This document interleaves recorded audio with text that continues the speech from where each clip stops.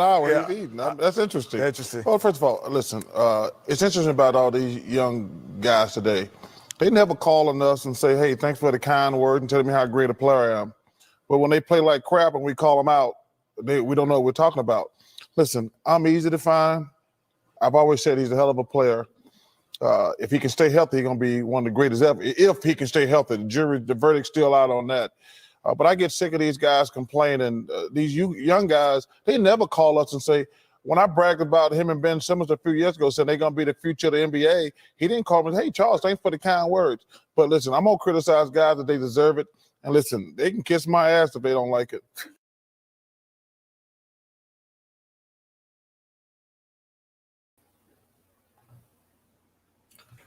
What's going on, YouTube? Nathan back with another video presentation. Hope you're doing well. Hope you're all staying safe. Happy, happy Friday. Hope everyone had a great week. Hope everybody is ready for the weekend, ready for the 4th of July. I put my banners up, excuse me. Before we get into the video, there's a few things I want to say up front. Let me just take the opportunity real quick to apologize. I plan to have this up at 9:30 early this evening, but due to emergency outside of YouTube that needed to be handled, I did not expect that to be that. It was unexpected. I do apologize if I sound a little tired. It's kind of been a long week. Grinding, working, making the money. So just understand, just be patient with me. If I may miss it, I may miss a day where I may not get an opportunity to upload that particular day. But just understand, I will never cheat y'all out of not getting a video because since I started this podcast, this is therapy. This is what keeps me motivated, keeps me going every day. So I thank y'all for y'all support. If you're enjoying the content that you're seeing, consider hitting that subscribe button along with the notification bells on. If you want to see more, be sure to give it a thumbs up. Feel free to leave your suggestions in the comments down below. So this is a kind of a star-studded podcast tonight for episode 9. This is like the main on-course. So I'm going to do little things different. So this is not the conclusion of episode 9. The conclusion of episode 9 is going to happen, whatever happens Saturday with the Milwaukee Bucks versus Atlanta. That will conclude episode 9. I will also, I did say in the previous video, part of the introduction for episode 9, that I'm going to do a WNBA redraft the past few years. How you doing, sir? Good to see you. Thank you for joining. I appreciate the support. Happy Friday. Hope the work week was good for you, brother. Hope it was. Hope you're doing well. Hope the family's doing well. So you're gonna see that video Saturday, probably Sunday. Sunday evening at the latest. I want to get that up. I know it's 4th of July. I may get that up Monday, but depending on what happens between the Bucks versus the Atlanta Hawks Saturday, that's when the conclusion episode 9 of my podcast will end. But in the meantime, we're going to get into it tonight. We got a lot to get into.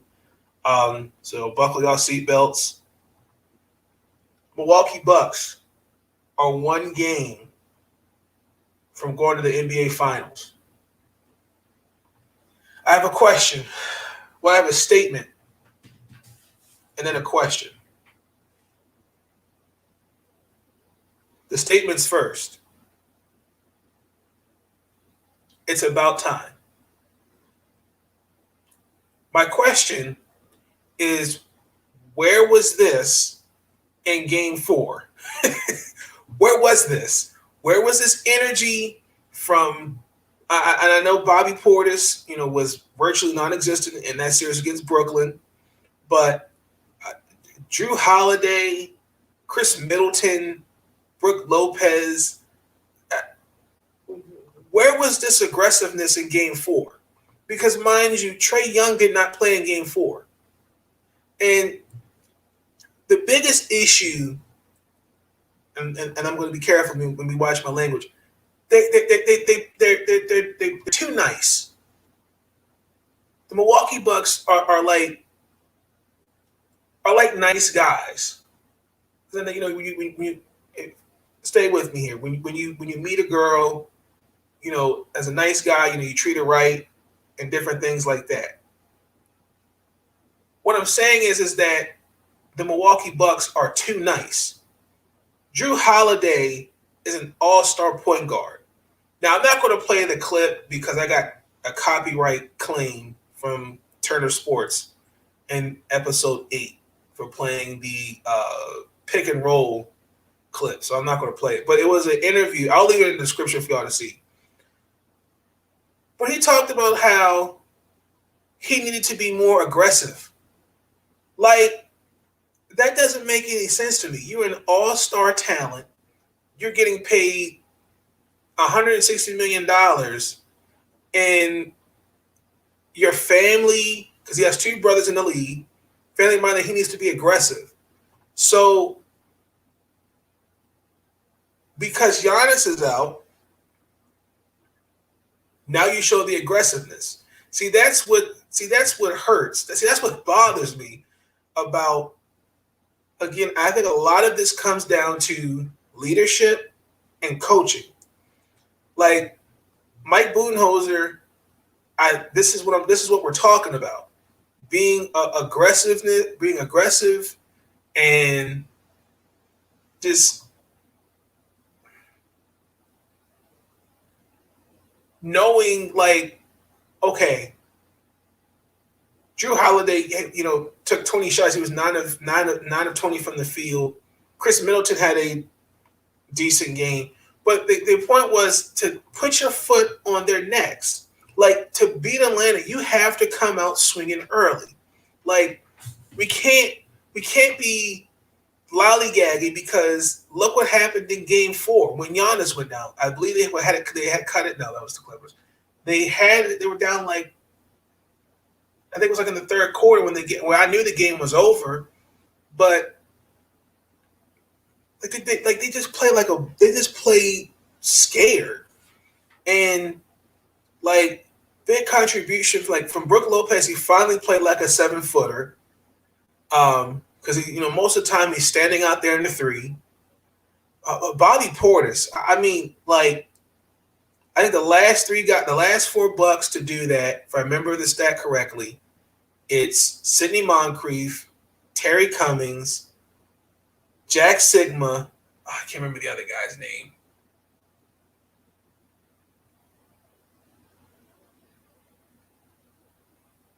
I want to say his name was Phil something.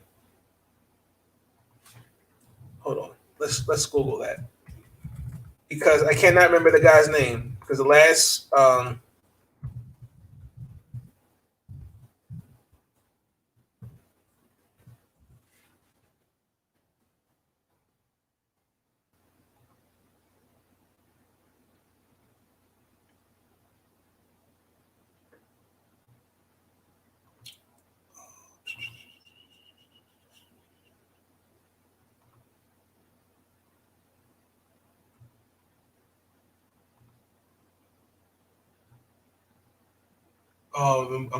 I'm really gonna be bothered by that. Because I really can't think of the 4th guy. But there were 4 guys, Milwaukee Bucks, Moncrief, Cummings, Jack Sigma, and I cannot remember the other guy's name. I believe the Bucks will win Game 6. But I like what Nick McMillan said. We need to win this game, but we need to win 2 games. We have to play like this is our last season. Like this is our last game of the year. And, they're going to come out ready. I felt like, it's like looking at, like Muhammad Ali, wearing his opponent down. Like the Hawks the Hawks kind of made a comeback there, but like Bogdanovich, I feel like he had a good game. It's kind of slowly coming back. But like Gallinari, can't have that. John Collins can't have that. Lou Williams can't have that. So I mean, the Bucks know what they have to do to win Game 6. And I think the biggest thing is be aggressive and that same momentum you took from this game. I think with Giannis out, I personally believe that this has changed the flow of the game for the Bucks. And I think with Bobby Portis out there, the floor opens more for a guy like Brook Lopez. Because Bobby Portis can shoot. But a lot of Brook Lopez's points, remember, y'all, come off pick and roll. I believe he had 6 dunks, and they came off pick and roll. So keep that in mind. Again, just the little things the Bucks need to do to remind, to just play smart and be aggressive. Now, here's the thing.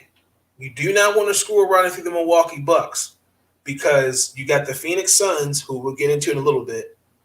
They're mentally and physically resting, and they're prepared. You don't want to go into Game 7 with these Hawks mentally, physically tired. You do not want that. You want to end this series now if you are the Bucks. Now,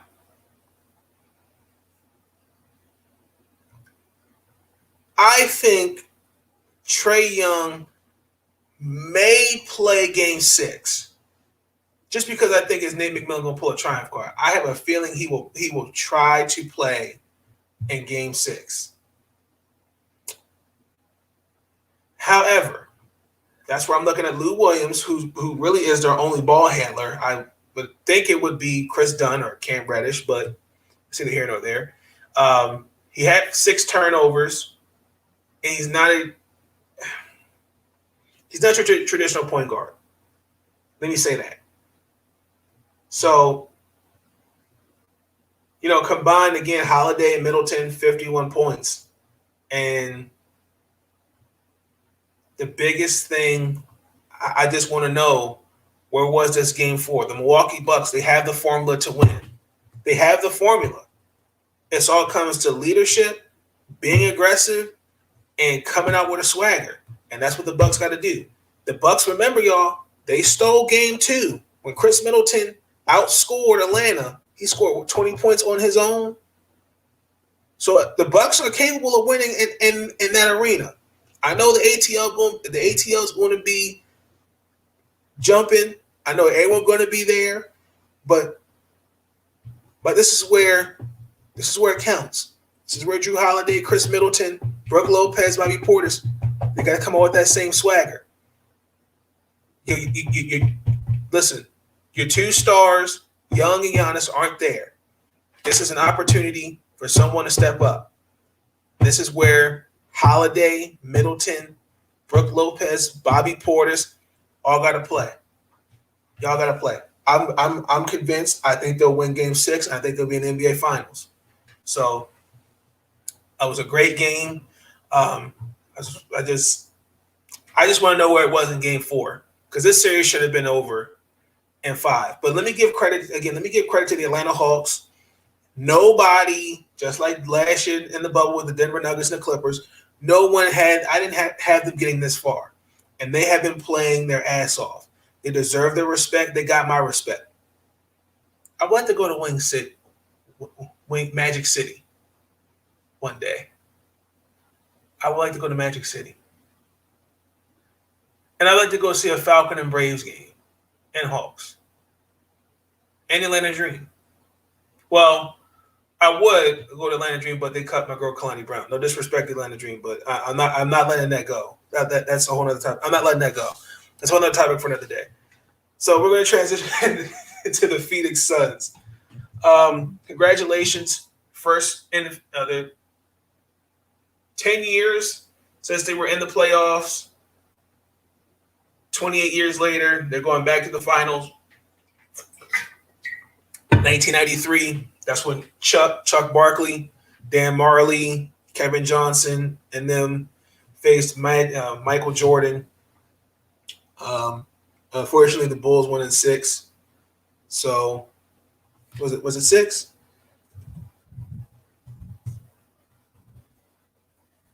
Let me make sure my facts correct. Yes, it was in 6. So very proud. I'm happy for Chris Paul. This is his first NBA appearance, 16 years. Chris, let me say this to you, sir. It's about damn time. You earned it. You worked your ass off. You've led this Clipper team. You led this Suns team. You were definitely the missing piece to the puzzle. Chris Paul was coming out of Wake Forest, one of my favorite point guards. Chris Paul just has a swagger about him that I respect. I respect his dedication to the game. He never cheats you out of it, and he left it all out there on the floor against the Clippers. Devin Booker too. I gotta give Devin Booker was one of my favorite players coming to Kentucky. I felt everyone was talking about he needs to get up out of Phoenix. All this. Go to a real NBA team. Let's try to get him on a and he stuck with this team through thick and thin. Monty Williams. I remember when you were coaching the Hornets, and then it became the Pelicans, and you had Anthony Davis, Drew Holiday, Tyreek Evans, and those boys, and Dell Demps. I'm going to say this for the record. Dell Demps, fired, got Monty Williams fired. I think Dell Demps should have been fired before Monty Williams, but Dell Demps is one of those analytic guys. Unfortunately, Monty had an injury-plagued team. I know Ryan Anderson was hurt, Davis, Evans, Eric Gordon. There's a lot of inconsistencies with that team. I felt bad that when he did get to the playoffs, he had to go up against Steph Curry and the Golden State Warriors. So I'm really proud of Coach Monty Williams. He's one of my favorite coaches. The future is bright for Phoenix. But at the same time, I can't, I have to give the Los Angeles Clippers credit. Listen, keep your heads up. You made your first Western Conference final appearance in over 50 years. Last year I felt like this was it. But when blowing a 3-1 lead at Denver, that stung, that hurt. Even though Kawhi was not there, Paul George, man, Paul George is definitely a star. He deserves his flowers, but I want y'all to understand this. We are always going to criticize. Guys are always going to get criticized. Stars get criticized no matter what. That's the whole point of what being a great player is. You're going to get all the praise, all the glory, all the blame. Charles Barkley, great player, didn't win a championship. Karl Malone, John Stockton, Isaiah Thomas, Bird, Magic. And it's not within basketball, football, baseball, documented. Guys are always going to be held to a certain standard. That's why I didn't understand with the DeMarcus Cousins and Marcus Morris Sr. coming out with these comments talking about, we got to stop the disrespect. I don't want to hear that bull crap. I don't. Listen. Again, and you saw my intro. I give credit where it's due. Now, I will say this: the Phoenix Suns, the Los Angeles Clippers, did not come out with a swagger at all.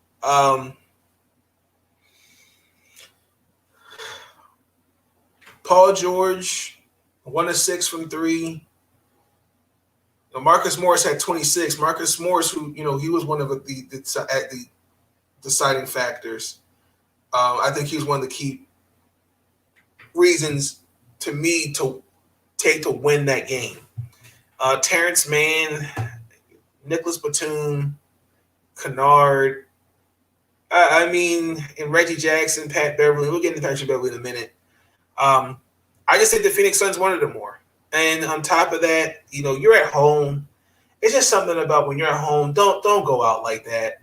And, the last few minutes, it was the Chris Paul show.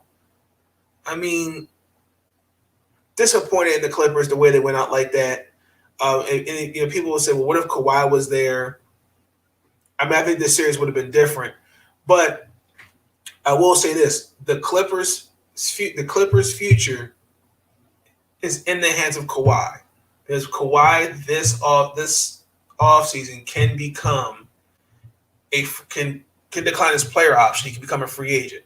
So I think a lot of what Kawhi is, I think what the Clippers want to do going forward, it all rests on Kawhi. So I'm looking at it personally this year. I definitely will say, I'm gonna say this: Reggie Jackson's going to get a payday.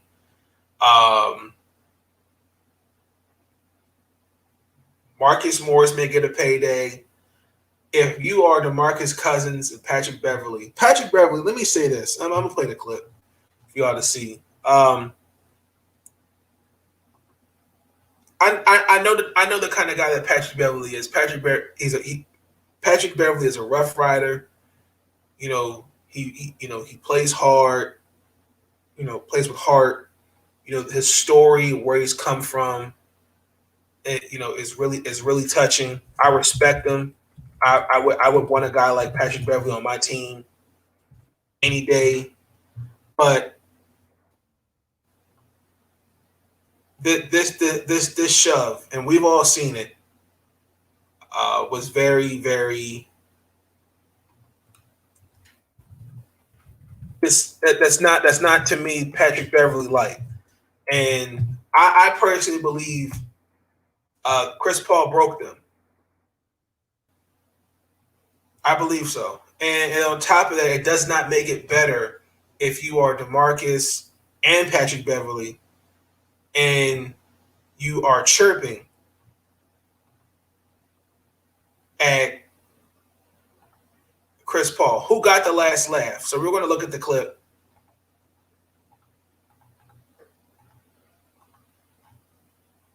I might get copyrighted for this, but that's okay.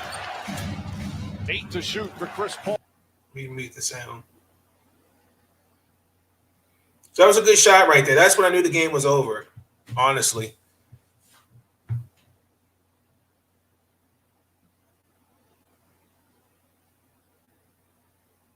So obviously, I believe Chris Paul's feeling himself, and I believe he said something. Because again, and also too, you got to understand this about Chris Paul. Chris Paul will get in your head, and he's one of those guys. He will say, slick things. He will showboat. Chris Paul's one of those. He's going to get in your face. He's going to find a way to get in your ear, and you got to learn how to tune it out. And I think emotions got the best of Patrick Beverly. I think the pussy like this right here. I'm not a fan of this taunting stuff. I don't. Like, for example, football, that was last year, the year before. No, last year in the bubble, where the Titans were playing the Ravens at home here in Baltimore. They were on our logo. John Harbaugh said something, got in some faces, and that shit was uncalled for. There's something about standing on an opponent's logo or taunting that's disrespectful. We got the last laugh when we saw them in a wild card game where Tannehill threw that interception to Marcus Peters, and those guys ran on their logo and stomped on it. But it's just something about taunting, trash talk. If you've got a trash talking fan, that's different. Because I'm all about, listen, you're gonna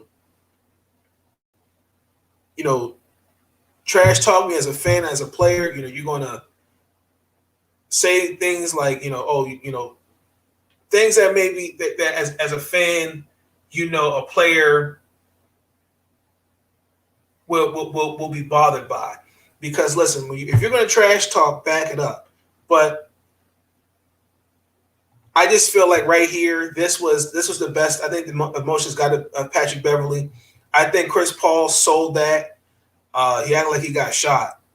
But I definitely think, again, this is, remember, he played here before, and unfortunately, it couldn't get over the hump. And again, like I said, I think he broke them. Now, like all that right there, that's just Chris Paul just being Chris Paul. So, I appreciate Patrick Bev, and I'll show the tweet. He owned up to it. But at the end of the day, man, you gotta control your emotion. You gotta learn how to control your emotions on the court. Same goes with DeMarcus Cousins. They were trash talking each other, and again, like I said, Chris Paul got the last laugh. So we're gonna look at the tweet from Patrick Beverley, and this is what I'm talking about. I really wish that. I mean, it's like on the surface, this is great, but at the end of the day, contact him behind the scenes, because I feel like, we can all sit there and go, well, he did say something too, but contact him behind the scenes. I'm pretty sure y'all got each other's phone numbers, y'all text or whatnot. So, and I think, again, Patrick Beverley, great basketball player. I would want him on my team any day. I just think last night it got the best of him. And unfortunately, he owned up to it. He apologized, even though I like to see it behind the scenes. So if you're the Los Angeles Clippers, your future is bright. But I think again, your future is in the hands of Kawhi Leonard. I know Kawhi Leonard has came out and publicly said that he's not feeling the training staff. I don't know what more you can do if you are, the training staff. I just feel like maybe the injury wasn't severe as what we thought it was.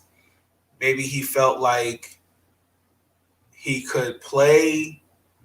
Maybe it was another misdiagnosis. I don't know. But again, congratulations to the Phoenix Suns. I'm a believer. I said it was going to be the Clippers and Bucks, and now it's going to be the Suns and the Bucks. So I guarantee it.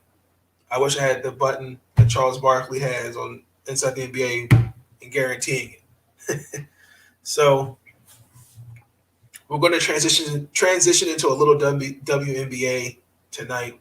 No game for the Mystics because it's now the Olympics. We're getting ready for the Olympic break. I do want to wish all the girls nothing but the best as they prepare to go over to Tokyo. I know they're going to kick some, and I know they're going to do their thing. I'm happy for Ariel. I'm happy for Tina. I'm happy for all the women that made Team USA. Even though I would have liked Nneka Ogwumike to be there, and I would like even Candace Parker. It is what it is. We can't, keep revisiting it. It is what it is. So, most important thing is go out there and just represent your, where you're from, family. Everybody's watching. So, for the Mystics made a couple moves. We signed Megan Gustafson, and in return, we signed Sha'carri Walker Kimbrell, former 6th overall pick by Mike Thibault. And we're going to watch his media availability. They signed 7-day contracts with the Mystics. Megan was a hardship, which was basically due to injury. So, again, Kiera Leslie and Stella Johnson, they were cut, which really pissed me off because I liked both of them, and both of them played really well in the bubble. But we're going to get into it. So let's listen to Mike, Coach T, his signings. Right now, they're on a 7-day. At the end of these 7 days, we'll decide whether to give them another one, and that would take us into the break. And coming out of the break on the other side, you can do a 7-day 3 times for a particular player. We may make a decision, coming out of the Olympic break that somebody is worth signing for the rest of the year, or we may need to get somebody else. We'll see where the health of our team is, come the first week or so of August. I think that will have a lot to do with what we do going forward. Some of it will have to do with Emma's decision too. Yep. Because if she is going to play for us, we're going to have to make a roster decision in here somewhere. And so, that all of those things will factor into it. This year there's really nothing much to see. She played in one game. Last year in Phoenix, her shooting percentages, things that, she had been working on here started to get better. She was becoming more consistent from the 3-point line. We've always loved her athleticism, her quickness. She's aggressive. And, the way we're playing and the kind of guards we're playing against, we felt that, somebody who had her kind of elite speed and quickness would be really beneficial to our team. Well, I think there's a couple things. Number one, having played 3 games already with us, she, had spent that time learning our system. She's acquitted herself in the minutes she's played. I mean, her efficiency in the time that she's played has been good. I mean, she's shooting 60-something% or whatever from the floor. She's getting a rebound about every 2.5, 3 minutes, which is a unbelievably good average. Her rebounding, the fact that, she's smart and picks up things. And again, like, I don't have an issue with the signings, honestly. I don't. I'm just not a fan of the contracts personally. I understand that, we give guys 10 days, we minor league contracts. I understand that. But, as talented as they are, again, Sha'carri was was a 6th overall pick out of Maryland. Makes no sense that she shouldn't be on a 7-day contract. I mean, if that's all we're going to see going forward, like Rachel Banham, like, I know the Minnesota Lynx want to sign her back, but because of cap space and other things, that really lets me know that there needs to be some type of I have questions. So, like, are we saying like there's not enough money to pay the players? Like, we like the CBA, like something, like, to me, like, I just feel like there's just unanswered questions that I need answers with. Like, Sha'carri knows his system. And again, she won a championship with us. So I feel like she'll pick it up real easily.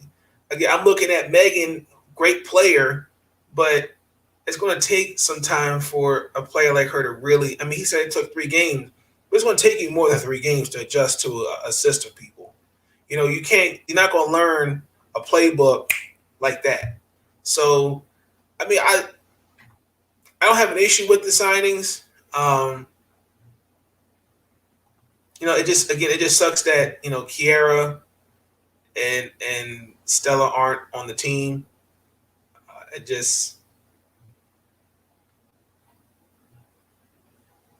I really feel like, they need to be on a roster.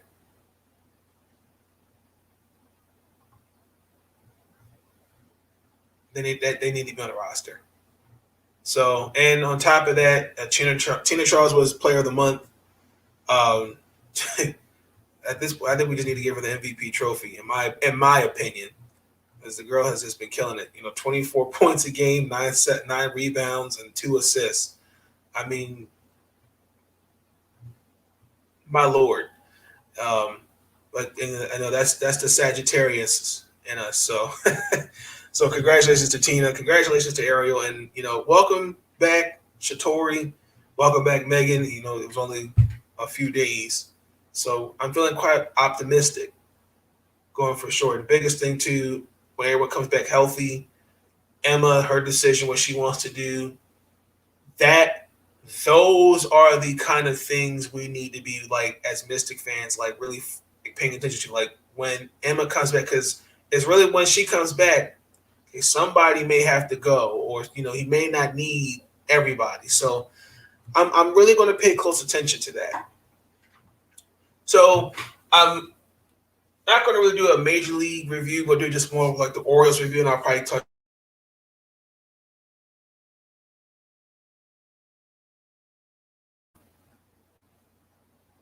I don't know really what to say about the Baltimore Orioles. First, let me say this. I feel bad for Brandon Hyde, simply because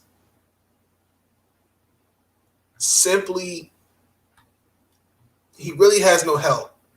When I mean help, he doesn't really have a roster to compete with. I think what you're seeing is disgusting. It makes you want to throw up. I'm not going to lie. A lot of these games I've had to turn off. Now, I will say this.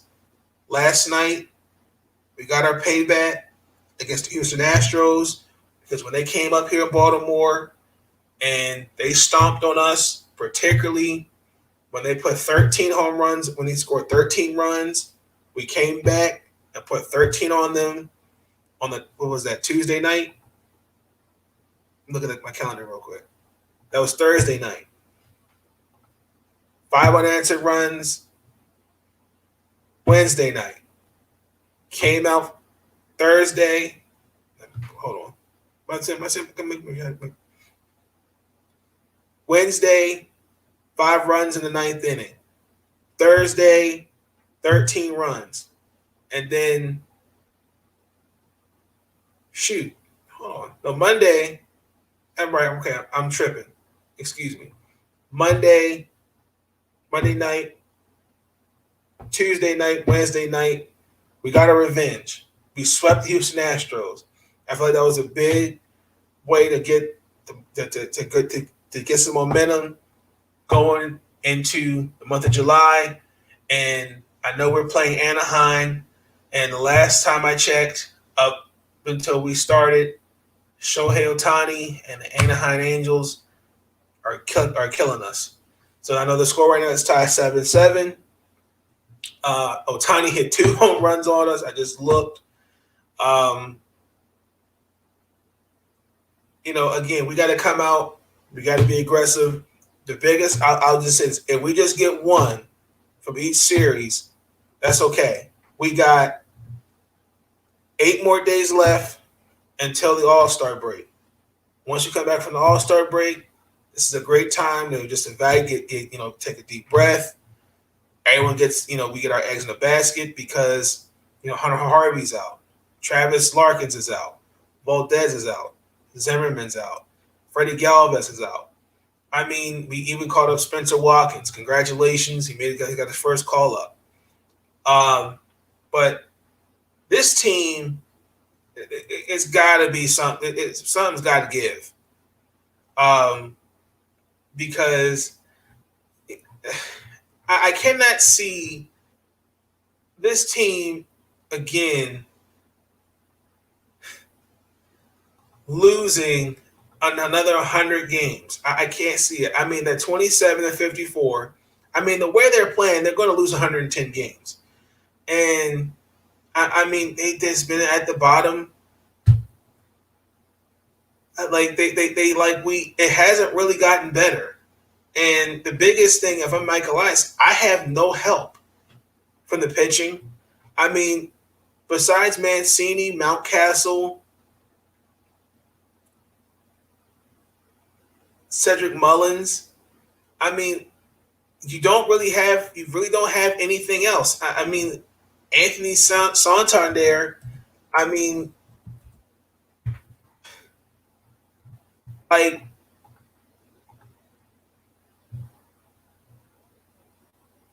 definitely struggle. So I don't know. I really don't know what this season is going to look like after this year. I would like Brandon Hyde to be here. I think he's a great manager. I think he's a great coach. I think he's definitely learned a lot during his time in Chicago under Joe Madden. But I feel like until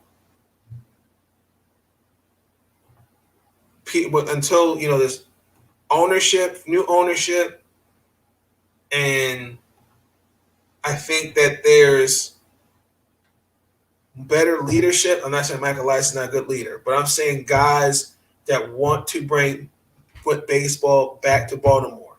It starts with an owner who cares about that. Peter Angelos needs to sell the team.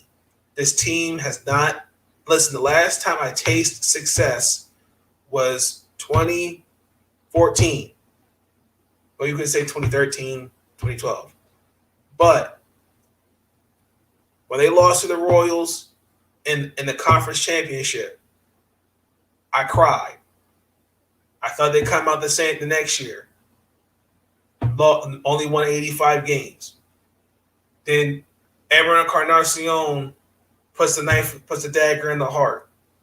Like, this team has not won a championship since 1983. We need baseball back in Baltimore. Not saying these guys are not talented, but it's time we need. At some point, we just can't be a laughing stock. I like that this team. I feel like is definitely building from the ground up, and Michael Elias has done a great job of that. But I feel like until Peter Angelos is gone as owner, I just feel like this is it. And I believe his son. I can't remember which one it is. I want to say it's John. That's like the CEO, because they had to make up their mind about who was going to be, if he was going to sell the team. He's going to pass the team down, and on top of that, he has to pay Mass a certain amount of money. So, as of 2020, we have a 500 winning percentage, but according to this stat, from 1901 through the end of 2020, our overall record is 8,793 and 9,763. That's a 47 winning percentage. Since moving to Baltimore in 1954, our win-loss record is 5,331 and 209 losses. That's a 500 winning percentage as the Baltimore Orioles. Oh, my God. And they're playing and I'm telling you right now, it's going to be the Pirates and the Diamondbacks and the Orioles, top three. So,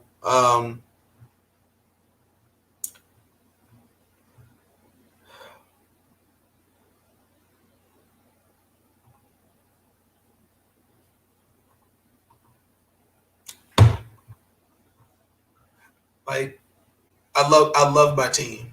I really do.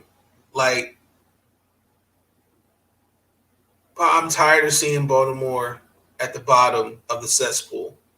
The Arizona Diamondbacks, they're the first team to lose 60 games. They're 23-60. The Pirates and the Orioles are better teams than the Diamondbacks. It's so just this is how we stink as a team when the Miami Marlins are 8 games out of first place. No disrespect to the Marlins. The Kansas City Royals, they're in rebuilding mode.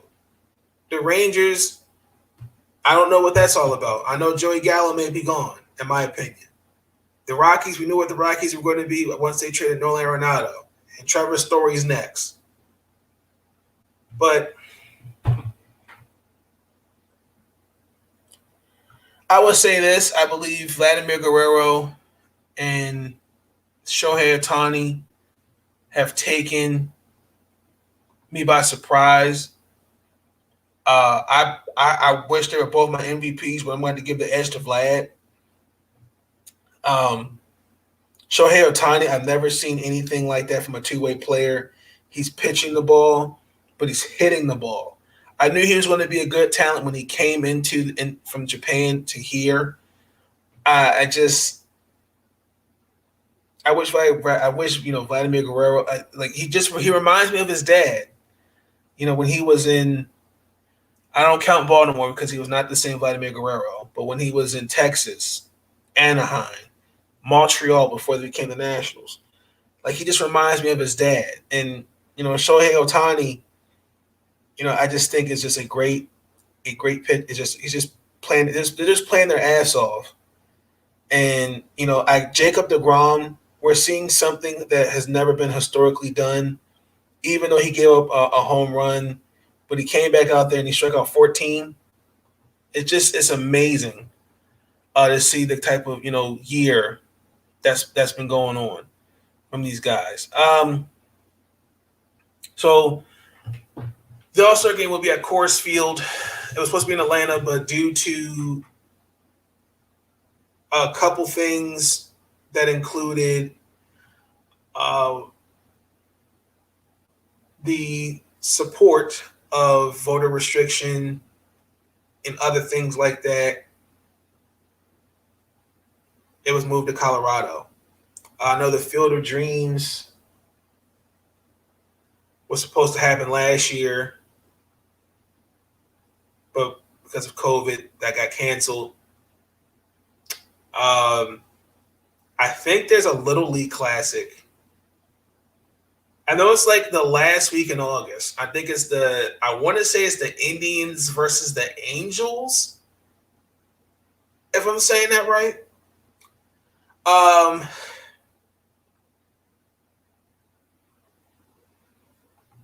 just want to get into the pitching controversy for the foreign substance check. It's kind of funny that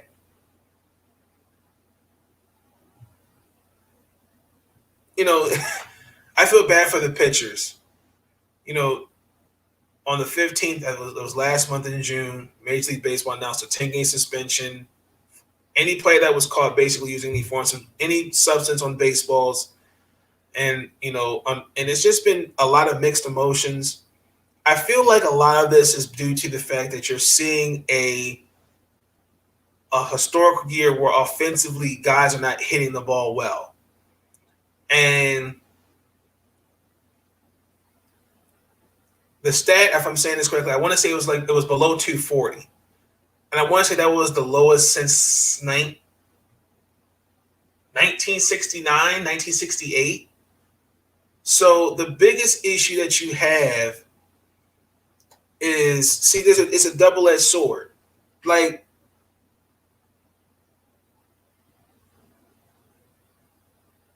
On one hand, you have the pitchers, right, that are using spider tag and different things like that. But on the other hand, you have guys, the offensive guys, for example, JT Realmuto or Tommy Pham using pine tar or an illegal substance. Everyone's going to find something to try to get an advantage in the game.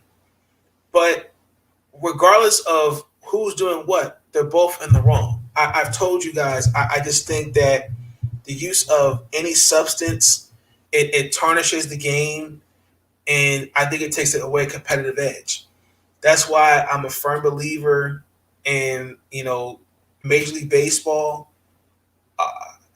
It needs to just reevaluate itself. I need to know how are you going to draw fans back into these ballparks? Because 1 year it's about the home runs. Next year it's about the pitching. What are you marketing? And it's kind of now with this is a black eye for the league. And fortunately, our first pitcher, Hector Santiago, who's been in the league since 2011, now for the Seattle Mariners, was caught. And apparently there was a foreign substance in his glove, and he can use the rising bag, which you can do, but apparently he has to have a foreign substance.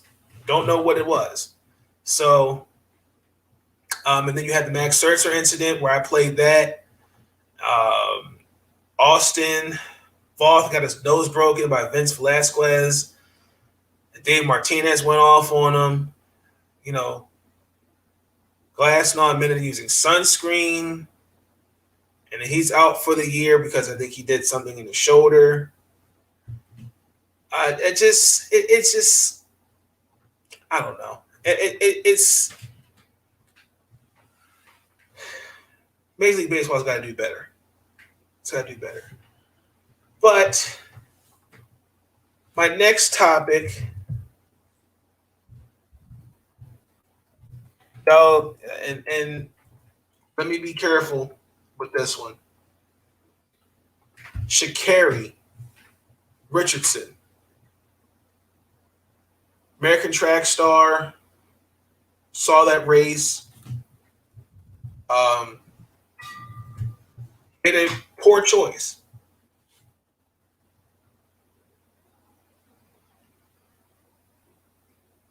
She tested positive for using marijuana. Now everybody has been coming out and saying that there's, systemic racism. The rule is BS. We're even to the point where we're comparing this to Michael Phelps' situation.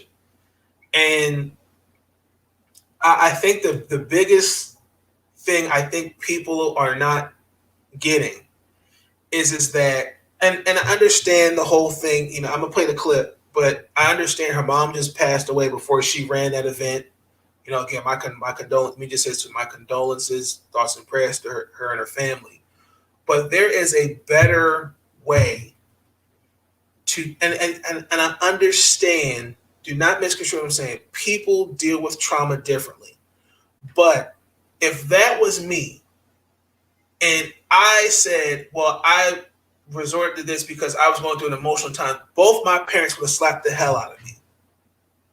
When do we just, I applaud the fact that she took responsibility and is learning from her mistake. We have to hold her accountable to it. But the fact that everybody is, let her run, let her do this, let her do that, and not thinking about, wow, this could have potentially cost her an endorsement. Let me say this about Michael Phelps. To compare the two of them is comparing apples and oranges because people are trying to pull the race card with that. Understand this. Michael Phelps was suspended for 3 months and lost an endorsement deal because he was endorsed with Kellogg. He was suspended months before the Olympics. She tested positive weeks before going to Tokyo. That's a big difference. And the fact that everyone is, what I've seen on Twitter and all the articles I've read, everyone's kind of just seems to just gloss over that. But because it's an issue because we're bringing up weed and now it's illegal in practically all 50 states. It's illegal internationally with the Olympics. It's illegal in the NFL, NBA, baseball too. It's illegal. I read the rule book. I've talked numerous times about Josh Gordon, wide receiver in the NFL, who clearly has a drug problem, and now wants to get reinstated back into the NFL. But every time he goes back into the NFL, he fails drug tests. I want to say his name was Josh Harris for the Toronto Raptors. Just got banned from the NBA for a year because drugs. OJ Mayo banned from the league because of drug use. Weed. Like, let me just play the clip.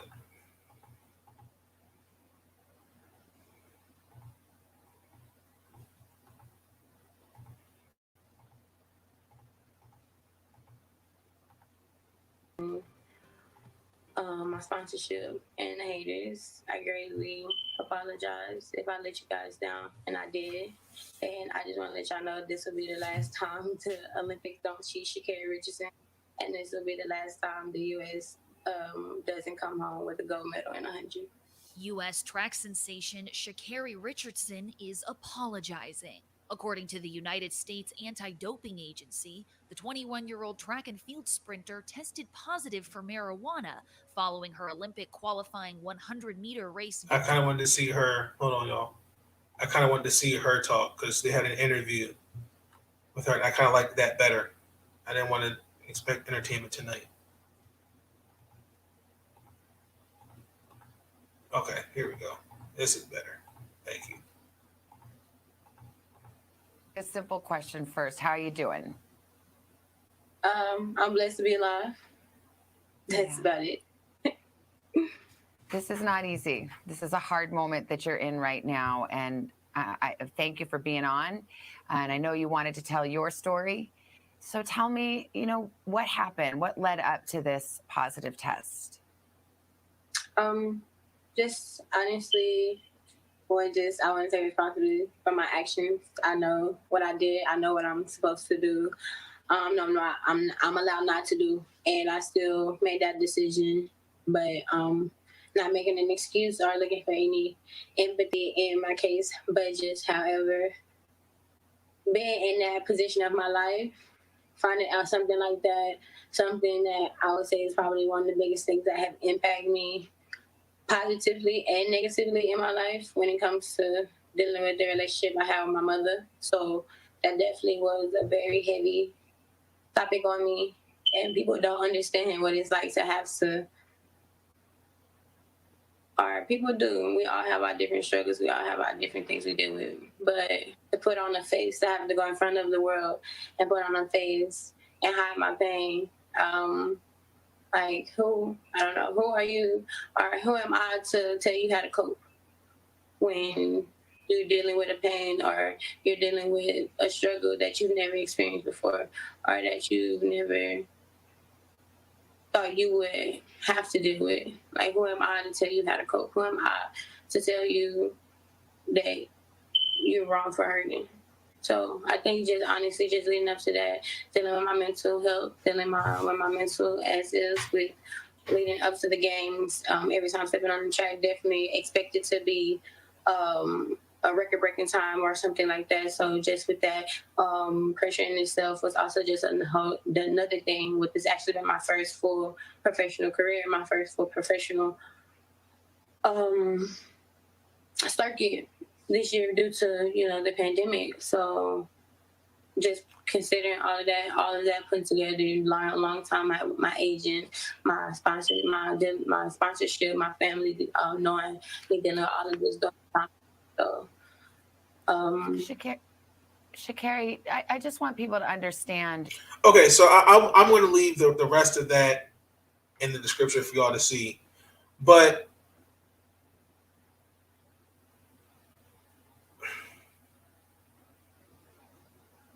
I'm proud of the fact that she took accountability for her actions. But at the end of the day, we have to understand the choices you make. We have to think about the consequences. Like, think about potential sponsors she could have gotten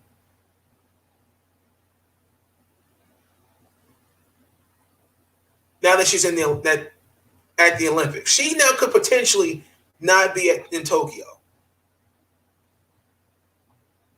But I just feel like people are trying to go, well, it's just weed. What's the problem? It's illegal. Like, and for people to compare this situation, like with Michael Phelps never tested positive for TCH. But you guys are missing. Everyone just is missing the point. She made a poor choice, and she now has to just accept the consequences of her choice. She potentially was going to miss the race.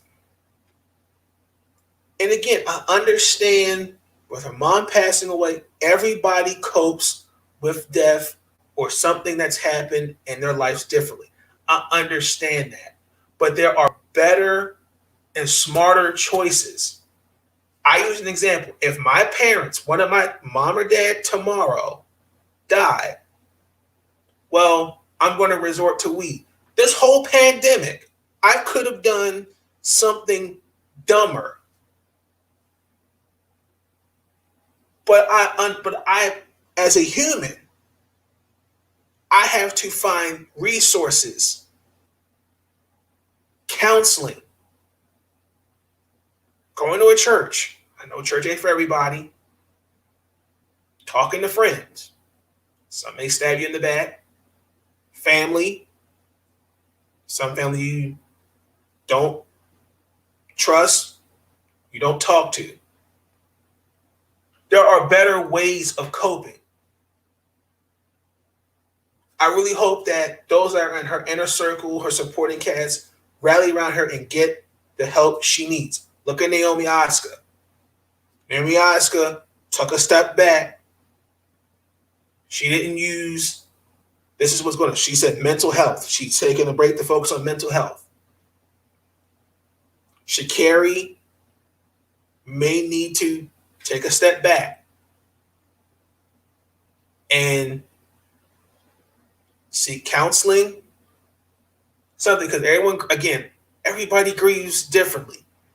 But I think for people to pull the race card and talk about we need to reevaluate this rule, it doesn't matter if it's a PhD. It's an illegal drug that, according to the Olympic Committee, you are not supposed to use.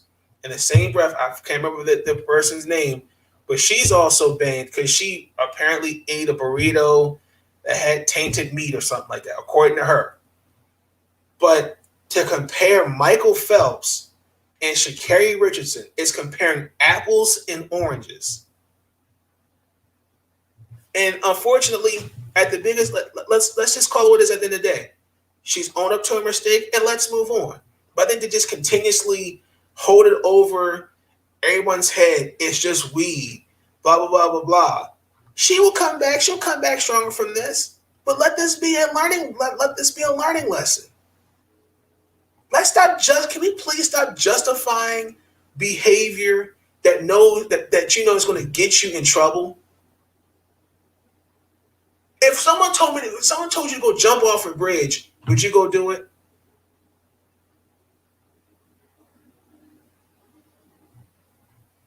Example, Michael Jordan unfortunately lost his father. Not throwing shade on Sha'carri. Michael Jordan didn't resort to drugs. Michael Jordan, I'm sure, had his moments, had sometimes needed to be alone, missed those phone call conversations. I have personally witnessed family, friends that have dealt with trauma, but they've dealt with it differently. But I can say this for a fact. They did not go the route she went. I'm not here to bash her. I don't need anyone commenting, talking about, oh, you sound ignorant. My point is at the end of the day, she made a poor choice. There are consequences. She will learn. Let's learn and grow from this, and she will come back stronger. At the end of the day, that's it. And there should be no discussion. There should be no arguing, no back and forth. Let's move on from this. Last topic of the night. Scottie Pippen. I have said this and numerous times. I don't like Scottie Pippen. I don't. I just think that Scottie Pippen is personally, to me, but this recent book, if y'all remember, I had Elliot Tinsley on my podcast a couple episodes ago, where I say he and Mike were probably one of the reasons. And I think Scottie was probably the main one now, in my opinion.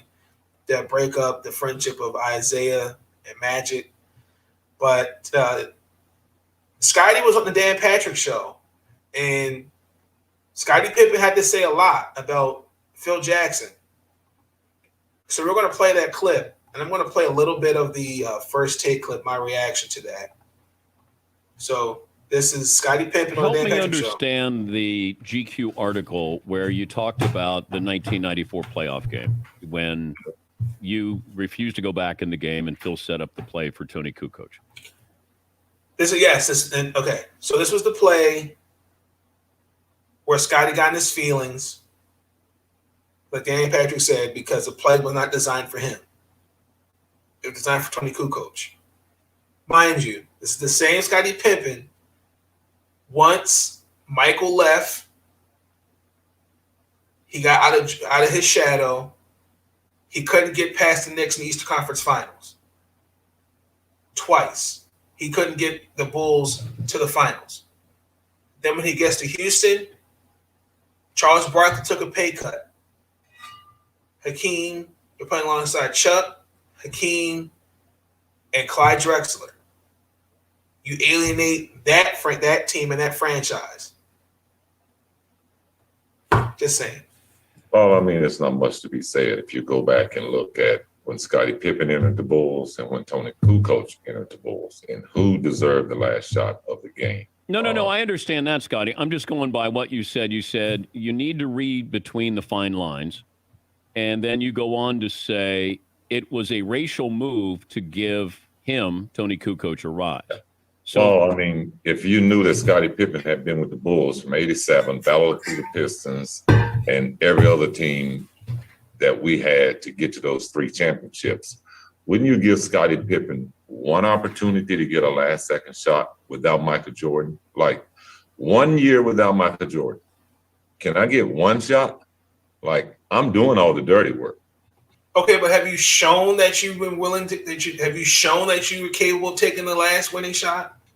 But all of that I understand from the basketball standpoint. But when you say a racial move, well, why would Tony, who was a rookie, get the last-second shot and you put me out of bounds? Maybe Phil Jackson is giving Tony Kukoc confidence and entrusting him. Okay, we're going to run a play. See, yeah, the basketball mind. I remember it was Charles Barkley. He interviewed Greg Popovich, and the question he said was, when did Kawhi become a great player? And Pop responded, oh, when I call Kawhi's number, it's for the Spurs to score, not for Kawhi to score. You see, when Phil Jackson drew that play up, it's for the Bulls to score, not Scottie Pippen or not Tony Kukoc. You see, this is the issue. It's all about, I got to have my numbers. I got to be the man in the moment. Bullshit. That's what I mean, racial. Like, that was Scottie Pippen's team. But Scottie Phil Pippen then was but, on pace to be an MVP that year, right? Yeah.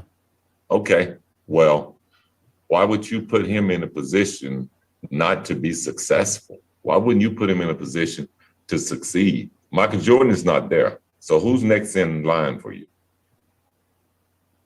But have you talked to Phil about this? Because by saying a racial move, then you're calling Phil a racist. I don't got a problem with that. Wow. Do you think Phil was or is? Oh, yeah. I mean, do you remember Phil Jackson left the Lakers, wrote a book on Kobe Bryant, and then came back and coached him? I mean, who would do that? You name someone in professional sports that would do that, you know? I think he tried to expose Kobe in a way that he shouldn't have. You're the head coach, and you're the guy that sits in the locker room and tells the players, this is a circle, and everything stays within the circle because that's what team is about. But you as the head coach, open it up, and now you go out and you try to belittle, at that time, probably one of the greatest players in the game. Well, it feels like he's disloyal. I don't know if that makes him a racist. Well, that's your way of putting it out. and I have my way. I was in the locker room with him. I was in practices with him. You're looking for him afar. Yeah, and look, that's why I wanted to have you on. But I go back, and Phil designed a play for Steve Kerr when Mike was there, and Mike didn't have a problem with that, did he? I don't understand. You're not setting me up to answer the right question. What do you mean? Oh, okay. Phil set up a play for Steve Kerr. He didn't set that play up for Steve Kerr. He set that play up for Michael Jordan. I thought in the huddle, Mike says, "I'm going to throw you the ball. You'll be open at the foul line." That Phil had nothing to do with that. And you don't want to get this show started because it'll take us a long time. Do you know all those cameras that's sitting in that huddle who they was working for? The NBA. So you know who Michael was speaking to when he said that, right? That was planned. That was speaking to the camera. That wasn't speaking out of what we're going to have to do, what the play is going to be. That was speaking to the camera. That's bullshit. Had John Stockton not came down, trust me. But that was building his own documentary because he knew he was controlling the cameras. You understand English? Yeah. Okay. So all those cameras that was working were working basically for Michael Jordan, not for the Chicago Bulls. But they were building the Come Fly With Me, the Air Jordan videos. That's what it was. That was not naturally spoken. Okay. All right. That was rehearsed. Okay. Okay. Well, me personally, I just something just is not right with Scottie, and I'll leave this in the description for y'all to see. I got a question. Let me ask Robert Horry. If I could ask Kobe, rest in peace, Derek Fisher, Brian Shaw, Shaq, Michael himself, Luke Longley, Horace Grant, Ron Harper. I'll even say, Dennis Rodman. You mean to tell me, randomly after all these years, Phil Jackson was a racist?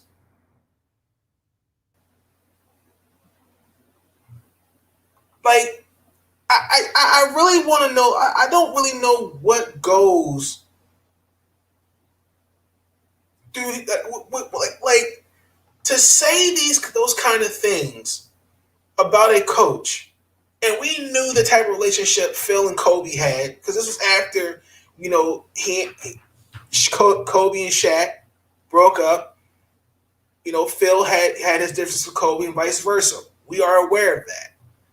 But to be in your feelings because you didn't get the ball in the last seconds of the game, that makes him a racist? So we're going to hear, but I was watching First Take.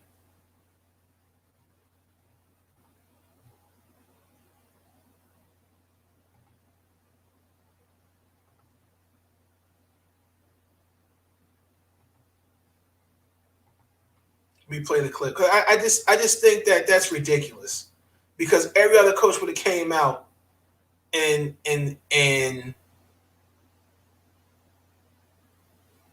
said something. But this is again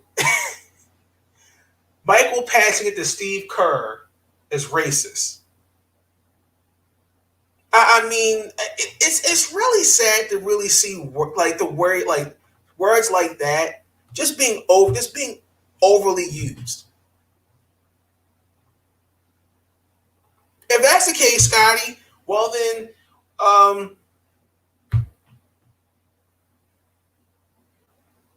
should Chuck Daly have been your head coach when you represented Team USA?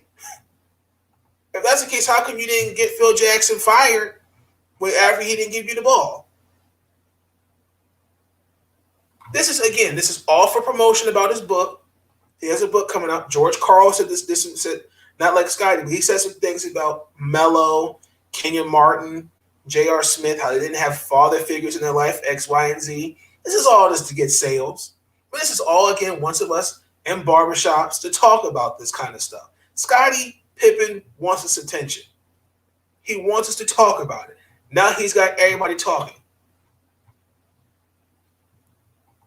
It's ridiculous. Now, I'm going to play the first tape, and I'm going to play the clip, and I'll leave this, and I'll leave the other one in the description for y'all to see. The Dan Patrick Show clip. All of these years later, 27 years later, Phil Jackson's a racist.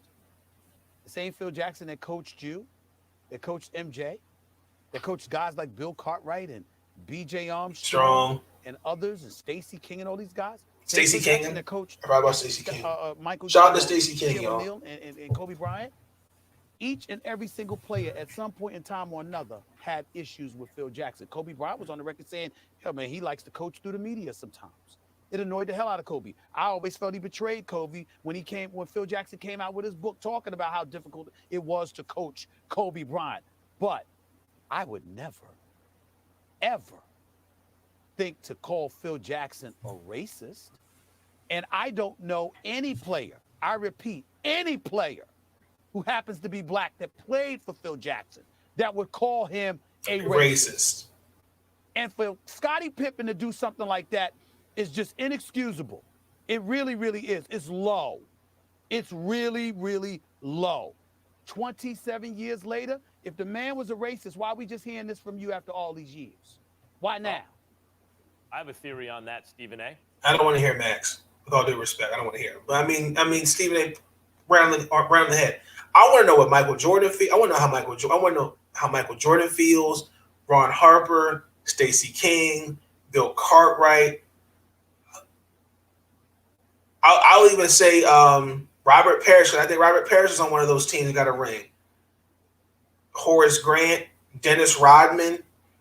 I want to hear it from them. I want to hear from them. Okay, Scottie said Phil Jackson is a racist. Where's your stance on that?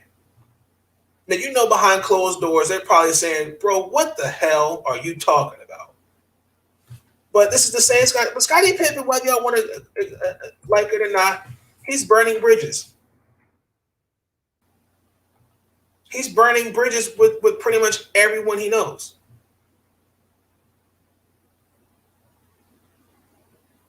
Scottie Pippen still got beef with Chuck. I mean, like, they about to be in their 60s. And we still got beef. I mean, young grown men still at his age. Like, this is where, again, like, this is what I'm saying, man. Like, guys like that I don't have time for. I have no respect. And at the end of the day, Scottie Pippen has got to hold the L on this one. I think that's ridiculous.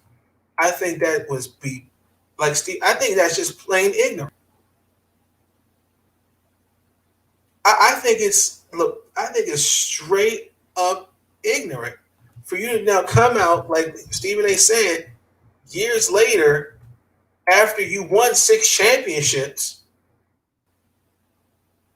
Now all of a sudden, well, I played for a racist. Bullshit.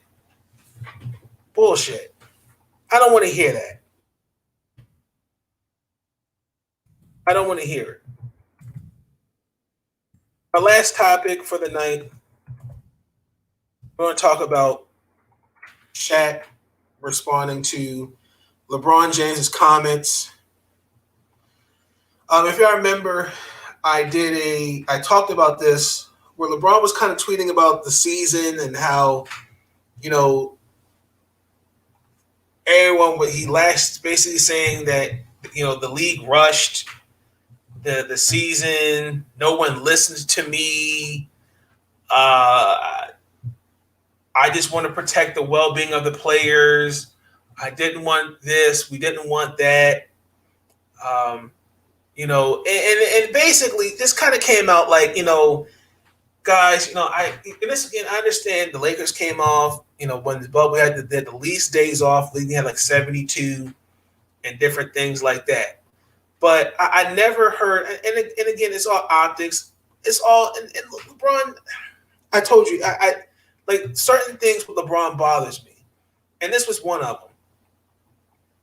So, I mean, he basically came out and was like, and like, it sucks that no one listened to me. I'm just tired of seeing these guys injured. Had they listened to me, had they probably taken away a few more games, had we started later or sooner, we'd have been okay. The biggest issue with LeBron's comments was this.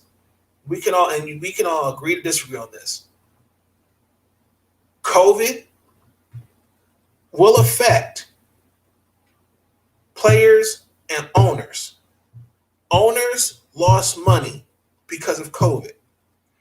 Players, when they become free agents and are looking to get that big payday, may lose a few bucks. So the league is going to do everything in its power to recoup lost revenue. Last time I checked, and I may have selective amnesia, there's something called a players association. If you don't agree on something, why not speak up?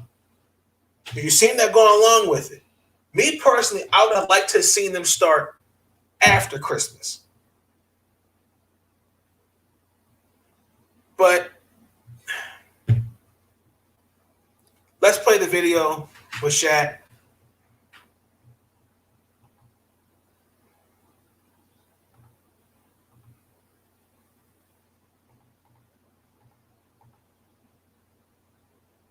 What's that sharing? Here we go.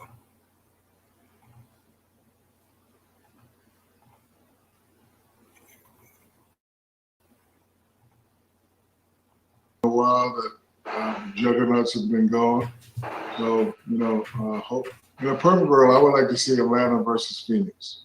Two small market teams that will probably won't have the opportunity in the next 20 years to win. I'd like to see them go at it. Second scenario, Phoenix versus Milwaukee. You've got one big juggernaut left in Giannis against an old, aging Hall of Famer in Chris Paul. That'll be another good scenario. But look, may the best team win. A lot of guys are out with injury and all that, but that's the way the cookie could crumble sometimes. When you're living in a world where 40 million people has been laid off, and I'm making 200 million, you won't get no complaining from me. Hey, if I got to play back to back, and I'm making all that money, I just got to do what the job entitles me to do. I'm not knocking what anybody said, but me personally, I don't complain or make excuses because real people like you who really work your tail off, you don't make as much money as we do. And all we got to do is train 2 hours a day and then play a game 2 hours a night, and we make a lot of money. So my thought process is a little different. I'm not a gamer, but my children are gamers. So I mean, basically, I like he was saying, he didn't particularly call LeBron out on that one, but I feel like he's basically saying, listen, guy, injuries come up, they're part of the game, and things happen, and for you to come out, I mean, let's call it what it is, y'all. If LeBron James was in the NBA Finals, would he have said that? Of course not. But I think that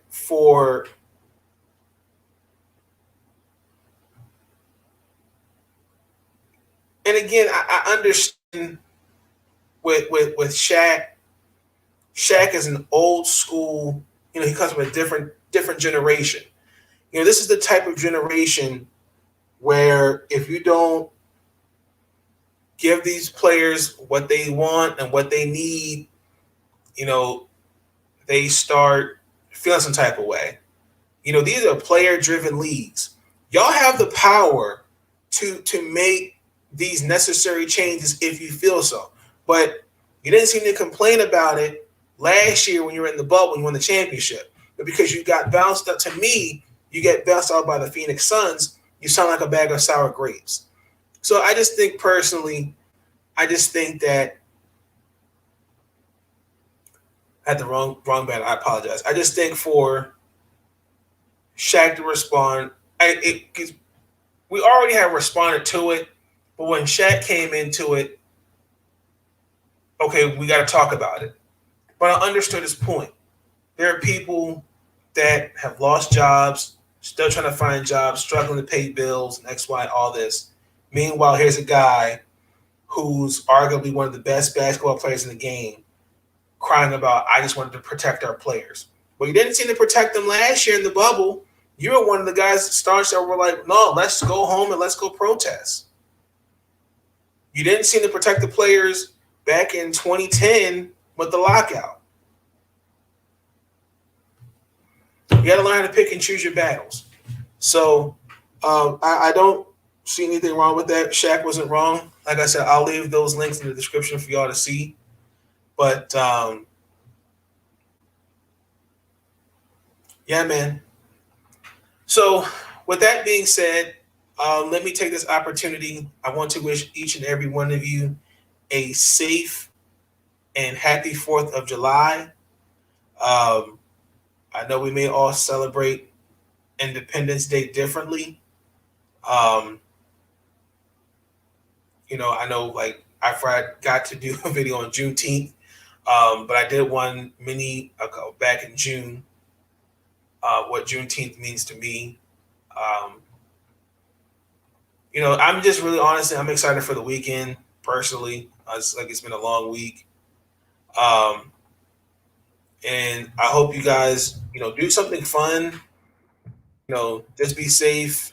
Don't shoot off any, you know, illegal fireworks. You know, if you're going to go see fireworks, you know, wear the mask, socially distant. Even though I understand everybody is ready, you know, to me it kind of seems like, I'll just say this here, in Maryland, I feel like we're all kind of going back to the norm.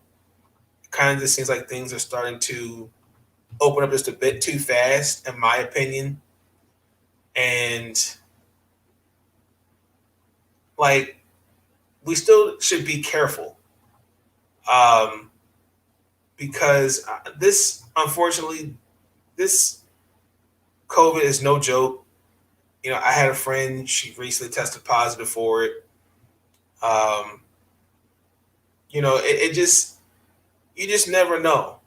And we have to protect ourselves, and we have to be mindful of those that we're around, because I'm telling you, man, this stuff's no joke. And especially with this new variant going around that's got the UK shut down, it's got Australia shut down. My thoughts and prayers are with them. You know, we got to take this serious, y'all. We really do. I get it. You know, after being in the house for over a year, you know, I want to get back out there and, you know, go to a sporting event, go to a bar, maybe a concert. You know, just get out here and just do things before pre-coronavirus. But I'm still mindful that this is real. This is a reality. And I think, you know, we have to be mindful of that. So with that being said, I just want to wish you guys a happy 4th. Again, stay safe. Enjoy it. Stay hydrated. You know, I know it was like a heat wave, or, you know, it's not kind of cooled off. So again, y'all let me know y'all thoughts on today's video. This is episode 9. This was the main encore of episode 9. So like, it's like this is like the main part, but the next part you're going to see is going to be what happens in game 6 with the Bucks, and then I'm going to revisit the WNBA. So with that being said, have a good weekend. You will see the video from me Saturday night at the most, if not Sunday. So with that being said, this will go up on Spotify, Google Podcasts, a couple other websites. My username, if you just go on Spotify to say Big Nate Talk Podcast, you will see it. Definitely consider subscribing to that. But if you want to see more content like this, leave your thoughts and comments, suggestions in the comments below. Hit that thumbs up. Consider hitting that subscribe button along with notification bells on. With that being said, I'm out. Peace.